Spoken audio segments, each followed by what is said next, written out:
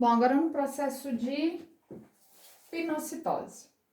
Na pinocitose, vão ocorrer também aquela interação, vai ocorrer também, né? Aquela interação da clatrina. A clatrina, ela também precisa se ligar aqui na membrana plasmática para fazer aquela invaginação. Gente, não é só a clatrina, tá? Tem proteínas, por exemplo, tem a COP também que faz isso, mas a clatrina é a mais conhecida. Então, vai precisar chegar aqui, ser produzida a clatrina, ela ser liberada aqui na membrana, no lado interno, e no processo de pinocitose, vocês têm que lembrar o seguinte: água, endocitose, molécula em grande quantidade, pinocitose, água. Entra íons? Entra, vão entrar íons também. Então, foca em líquido e moléculas bem pequenas, partículas bem pequenas, no caso dos íons. E vai ocorrer aquele mesmo processo de invaginação. Eu vou fazendo ele por etapa aqui. Primeiro, isso aqui vai começar a invaginar, a clatrina que vai fazer, essas proteínas internas que vão fazer esse processo de invaginação. Tá aqui, ok? E aí, no passo seguinte, essa vesícula, ó, estará aqui dentro. Aqui, gente, tem uma proteína que vem e cliva essa formação dessa vesícula, mas tá bom, vocês já estão cheios de nomes. E essa vesícula, meu amigo Galo está cantando, essa vesícula, aqui tá cheio de íons e moléculas de água. Aqui íons, né, entrando, água. E essa vesícula, ela vai entrar e ela toda aqui revestida por clatrina. Bom, isso vai ter dois caminhos. Essa molécula, essa vesícula, ela pode tanto se fundir com o lisossomo, vamos fazer ele maior, né, porque ele é maiorzinho, tanto se fundir com o lisossomo, que foi produzido aqui no complexo de Golgi, mas essa vesícula, ela pode atravessar a célula, ela literalmente passar de um lado para o outro. Só um detalhe, o núcleo em algumas células ele é central, tá? Mas em algumas células, eu já falei isso para vocês em sala, ele fica mais na lateral da célula. Aqui eu desenhei ele na lateral para colocar o retículo endoplasmático, o Golgi liso e o complexo de Golgi fica mais fácil. Então vamos lá, isso pode se encontrar com lisossomo, mas isso também pode passar direto. Como, prof? Literalmente. Uma proteína proteína motora trazer essa vesícula e ela parar aqui, ó, e liberar água e íons do outro lado. Isso acontece muito, gente, nas células do intestino. Olha só. Lá no intestino do seu paciente, tá aqui, seu paciente, 1, 2, 3, 4. Vamos imaginar aqui, vou pegar aqui o estômago, aqui o intestino, né? Fiz ele maior, distendido aqui. Aqui, gente, no intestino do seu paciente vão ter as células, a gente sabe que elas têm as microvilosidades, a gente já conversou sobre isso, para aumentar a superfície de contato. Tá a célulazinha aqui. Essas células, elas fazem essa pinocitose e na maioria das vezes, né, não é só ela que está precisando, outras células aqui embaixo também vão precisar. Aqui a gente tem a célula muscular, aqui a gente tem o vaso sanguíneo. Então aqui, ó, no vaso sanguíneo tem célula. Então vamos imaginar que essa célula aqui, ó, do vaso sanguíneo esteja precisando de água. Essa célula, ela faz um processo de pinocitose, a vesícula passa por ela para quê? Para essa água entrar, para essa água vir para cá, para nutrir essas outras células. Então, o processo de pinocitose, ele pode ser só um processo de transferência. Entrou, atravessou a célula, ok? Vamos lá na fagocitose? A fagocitose, vocês lembram, eu já falei com vocês várias vezes sobre ela, mas vamos relembrar aqui com os nomes bonitinhos. Lembra que quando eu mostrei a fagocitose para vocês, eu até falei, calma, não precisa decorar nome agora, né? Porque eu estava só introduzindo, mas agora vocês já precisam saber.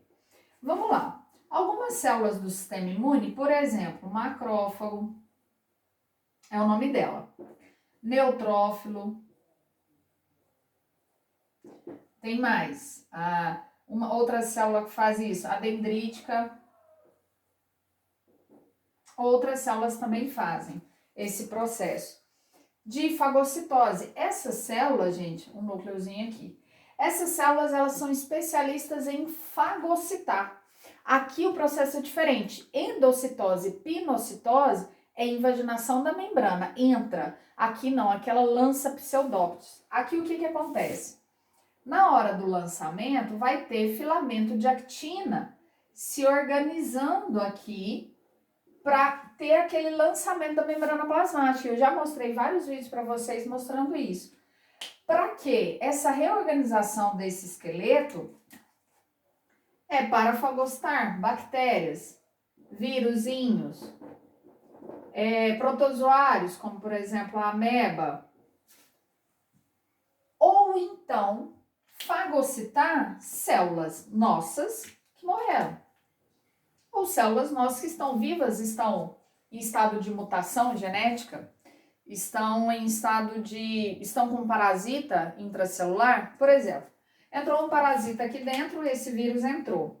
Essa célula percebe, expressa um receptor e fala: oi, sistema imune, eu tô com alguém. Essa célula do sistema imune pode vir aqui, ó, lançar os pseudópodes para fagocitar. Fala: oi, peraí, você está com parasita? Eu vou te fagocitar. E literalmente, gente, colocar ela dentro de uma vesícula para poder destruir essa célula. Prof, essa célula pode já estar destruída? Sim, pode ter acontecido desse vírus ter entrado, ele ter usado o DNA dessa célula para fazer as células filhas dele, e na hora dessas células filhas saírem, ele pode romper essa célula do seu paciente. Na hora que ele sai, gente, para e pensa, aqui dentro tinha mitocôndria, aqui dentro tinha lisossomo. Isso tudo sai, a membrana plasmática foi rompida, isso não pode ficar do lado de fora, não pode ficar bagunçado. Essas células, por exemplo, principalmente o macrófago, ele vem aqui e fagocita essa bagunça toda aqui. E nesse processo de fagocitose, tem uma reorganização do citoesqueleto. Aqui, no caso, os filamentos de actina. Por quê? Porque os filamentos de actina são os filamentos que revestem a membrana plasmática. Prof, mas na endocitose e na pinocitose também? Também. A clatrina, ela serve ali para isso, para reorganizar esses filamentos. No caso, na endocitose e pinocitose, para fazer invaginação. Aqui, na fagocitose, são lançados esses pseudópodes. Esse filamento de actina se organiza, ou seja, aqui ele vai fazer aquela organização mesmo de unir actina, actina, actina, actina, actina, até ele se estender, ele esticar essa membrana, e aí vai fagocitar. Englobou, isso vai entrar dentro de uma vesícula, dentro de uma bolinha. Então, vamos lá. Esses braços lançados, eu não escrevi aqui não, né? Braços lançados são chamados de pseudópodes. Lançou, entrou, isso aqui é chamado de fagossomo. Essa vesícula recebe o nome de fagossomo. Aqui a gente tem retículo endoplasmático rugoso, o liso, complexo de Golgi. Do complexo de Golgi vai sair o lisossomo, cheio de enzimas digestivas. O lisossomo vai se unir com o fagossomo. O lisossomo ele vai ser levado, o fagossomo é trazido, né? Proteínas motoras aqui trazem, uniu. Vou fazer o processo de união. Unem as membranas e essas enzimas, que são chamadas de hidrolases, a gente vai vê-las daqui a pouco. As hidrolases que estão dentro do lisossomo vão digerir, vão quebrar isso aqui. Na enzima, elas têm essa capacidade de quebra, vão quebrar isso aqui tudo. Como é o nome dessa união toda? Fagolisossomo. digeriu, destruiu, acabou a fagocitose. Tranquilo, né? Endocitose, pinocitose, fagocitose. Ah, a gente ainda tem, antes de falar sobre os lisossomos, a gente ainda tem a autofagia. A autofagia, gente, é um processo bem interessante. Só que pouco se sabe sobre ele. É o seguinte. A gente tem aqui a célula, núcleo, retículo endoplasmático rugoso. Eu tô repetindo toda hora para vocês memorizarem isso mesmo, tá? Liso, complexo de Golgi. E aí nós temos aqui uma mitocôndria. Vamos imaginar que essa mitocôndria ficou velha, deu o tempo dela. Ou então ela, sei lá, foi destruída, né? Quebrou aqui e ela precisa ser metabolizada, ela precisa ser destruída. Por quê? Você concorda comigo que é só uma organela? Não precisa de outra célula do sistema imune vir aqui e fagocitar isso aqui. Foi só uma organela. Isso dentro da célula está em constante renovação. A mitocôndria fica velha, é trocada. Outra organela fica velha, isso é trocado. São formados, aí não se sabe ainda ao certo quais organelas que fazem isso, como que isso começa. São formados, gente, vacúolo aqui, ó. Eu já vi autores falando que era o retículo endoplasmático, mas não se tem certeza ainda. Forma literalmente uma vesícula em volta dessa organela e essa vesícula também se junta ao lisossomo. O lisossomo também vem aqui, se junta e faz essa autofagocitose, ou seja, auto significa eu mesma, a própria célula está fazendo uma fagocitose, só que em um processo aqui interno. E quando a gente fala do lisossomo, é o seguinte, o lisossomo, ele é formado pelo complexo de Golgi. Primeiro funciona assim, ele tem enzima dentro dele, se é enzima é proteína, então se é proteína, produz o RNA mensageiro, que a proteína motora leva lá no ribossomo, no retículo endoplasmático rugoso. Isso é produzido, essas enzimas são produzidas, elas são levadas até o complexo de Golgi, lá na cisterninha dele, tá aqui a cisterninha dele. Aí essas enzimas estão aqui, e aí o complexo de Golgi forma uma vesícula e libera ela. Só que essa vesícula não é só uma vesícula, ela é uma organela. Ela tem fosfolipídio, por quê? Porque quem formou ela foi o complexo de Golgi. Se ele tirou ela da própria membrana, ou seja, ele doou a membrana dele para formar isso aqui. Então, a gente tem fosfolipídios, nós temos proteínas aqui, inclusive, a gente tem no lisossomo canal de proteína. Vocês vão ver para que ele funciona. Eu não vou continuar desenhando os fosfolipídios. A gente sempre faz isso, eu sempre falo para vocês. Isso aqui é uma continuação da membrana dele com fosfolipídio. Prof, ele também tem membrana? As organelas também possuem membrana, como aqui a membrana plasmática. E o que tem aqui dentro? Hidrolases. São enzimas. Aqui é um conjunto de enzimas. Pensem o seguinte, se ele é o estômago da célula, significa que ele vai precisar fazer essa digestão. Se ele precisa fazer essa digestão, ele vai necessitar de enzimas diferentes, porque olha só, essas hidrolases, elas são uma família. Então, dentro dessa família, a gente tem, por exemplo, as catepsinas.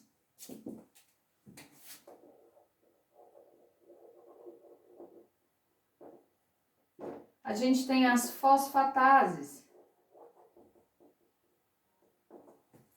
Cada uma dessas enzimas, ela vai ser responsável pela destruição de uma molécula diferente. E se eu falo que a enzima é uma fosfatase, ela é destinada à quebra de DNA. Se eu falo que ela é uma catepsina, a quebra dela é voltada para a proteína. Se eu falo que ela é uma nuclease, a quebra dela é tanto DNA quanto RNA. Peraí, prof. Você está falando que aqui dentro do lisossomo existem hidrolases. São enzimas que vão utilizar água, sim, para quebrar essas moléculas, sim. Mas eu vou ter enzima própria para quebrar DNA? Sim. Sim, o lisossomo, eu não falei que na hora da fagostose você pode fagostar uma célula? Pode fagostar um vírus?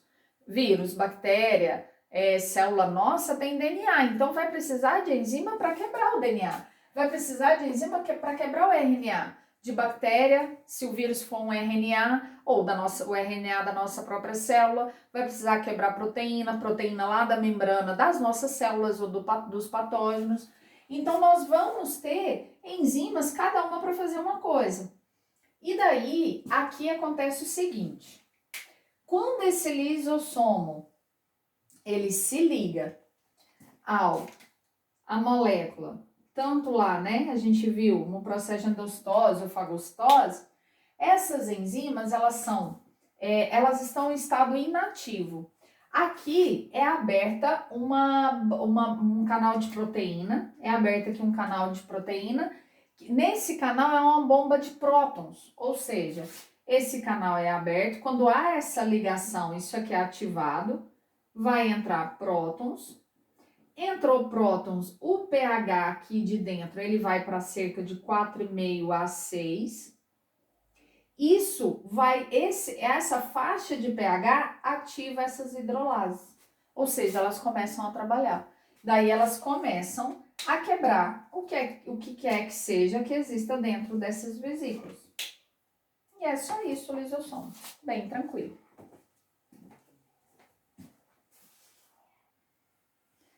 Nós ainda temos duas moléculas para conversar ainda. Os peroxissomos, os proteossomos, eles são proteínas. Os proteossomos, eles não chegam a ser organelas. Eles são proteínas que vão trabalhar na destruição de proteínas. Funciona assim, tem uma proteína que está velha, né? Ela está danificada, ela está defeituosa. Então, essa proteína, ela precisa ser quebrada. E algumas vezes, as proteases, são as enzimas que estão lá no lisossomo, às vezes não vai conseguir quebrar aquela proteína. Então, essa proteína, quando ela sai do lisossomo, ela precisa ir ao encontro dos proteossomos. Os proteossomos, eles são literalmente, biologicamente, se a gente pensar na biologia molecular, né, é como se fosse um baldezinho, né, formado por proteínas. Isso aqui vai fechar quando essa proteína entrar. E o que é interessante aqui? Aqui, gente, essas proteínas que estiverem com defeito, elas são marcadas por outra proteína. Vem aqui, na verdade, participam, né, 3 proteínas, a E1, E2 e E3. Essas 3 proteínas, elas vão fazer o seguinte, a proteína E1, ela vai ativar a ubiquitina, que é outra proteína que vai se ligar a essa proteína que precisa ser destruída. A E1 vai ativar a ubiquitina. Essa ubiquitina, depois de ativada a molécula, a proteína E2 e a proteína E3 vão ligar essa ubiquitina a essa proteína aqui. Então, vamos lá, você tem a ubiquitina. Deixa eu fazer de outro jeito que eu acho que ficou meio confuso. Peraí. Eu tenho essa proteína aqui, ela precisa ser destruída. Como que eu vou fazer para ela ser destruída? Eu preciso marcar ela. Eu preciso colocar uma marcação nela. E essa marcação vai ser a ubiquitina, outra proteína. Só que para essa ubiquitina chegar e se ligar a ela, vai acontecer o seguinte. Mais 3 proteínas chamadas E1, E2 e E3 vão participar do processo. A E1 vai ativar a ubiquitina, a E2 e a E3 vão ligar ela. Então, ela vai ficar agora ligada àquela proteína que precisa ser destruída. E ela só vai entrar aqui dentro do do proteossomo, eu tô com peroxissomo na cabeça, só vai entrar aqui dentro do proteossomo se ela estiver ligada a uma molécula, a uma proteína de ubiquitina. Fez essa ligação, a ubiquitina traz ela aqui para dentro, então ela vai ficar aqui, ó, ubiquitina e a proteína a ser destruída, a ser quebrada. Quebrada em quê? Em aminoácidos para isso ser reaproveitado. Quando ela entra, essa ubiquitina é liberada, ela sai daqui, volta lá para o citoplasma, por quê? Porque ela vai marcar outras proteínas e essa proteína que estava aqui dentro, isso aqui se fecha e ela é quebrada. Fechou aqui e ela é quebrada em moléculas, né, em aminoácidos.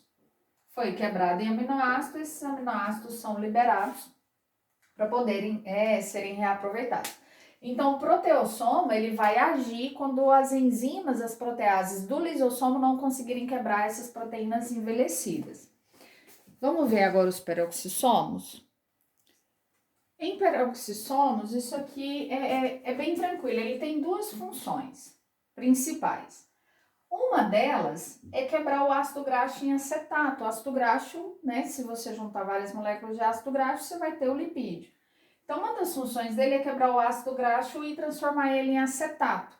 E esse acetato, ele é liberado e vai lá para o citoplasma para ser reutilizado.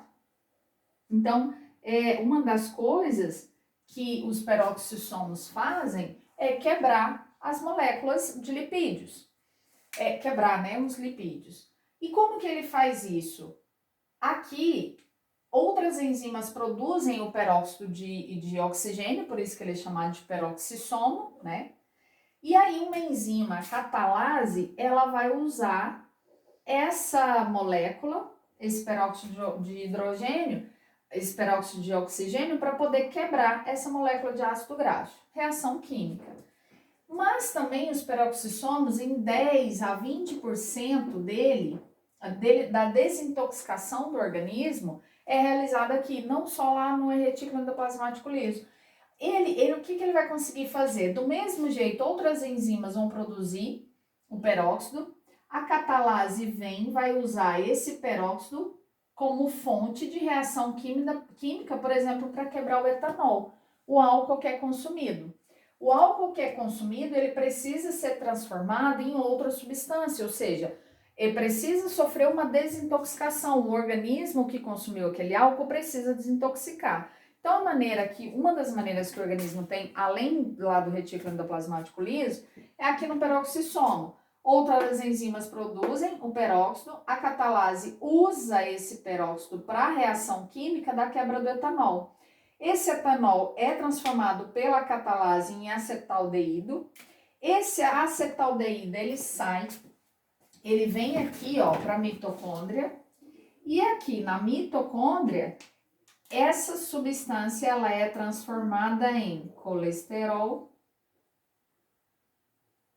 Ela é transformada também em ácido graxo. Meu vizinho galo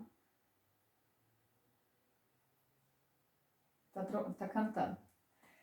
Então, esse acetaldeído, ele é trazido aqui para a mitocôndria e aqui dentro ele é transformado em colesterol e ácido graxo.